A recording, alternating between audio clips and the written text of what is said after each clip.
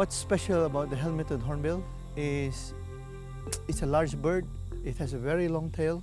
It has red neck. It's different from the other smaller hornbills. They are rare, and they are much rarer than the other hornbill.